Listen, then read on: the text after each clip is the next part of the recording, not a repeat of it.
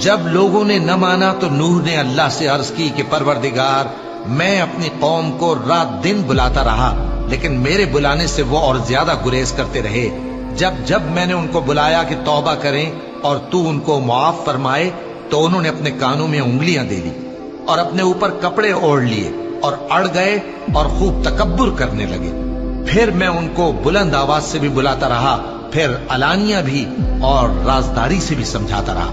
پھر میں نے کہا کہ اپنے پروردگار سے معافی مانگو کہ وہ بڑا معاف کرنے والا ہے۔ وہ تم پر آسمان سے موسلا دھار میں برسائے گا اور تمہارے مال اور بیٹوں میں اضافہ کرے گا اور تمہیں باغ عطا کرے گا اور ان میں تمہارے لیے نہریں بہا دے گا۔ تم کو کیا ہوا ہے کہ تم اللہ کی عظمت کا اعتقاد نہیں رکھتے، حالانکہ اس نے تم کو طرح طرح کی حالتوں میں پیدا کیا ہے؟ کیا تم نے نہیں دیکھا کہ اللہ نے 7 آسمان کیسے اوپر تلے بنائے ہیں اور چاند کو ان میں روشن بنایا ہے اور سورج کو چراغ بنا دیا ہے؟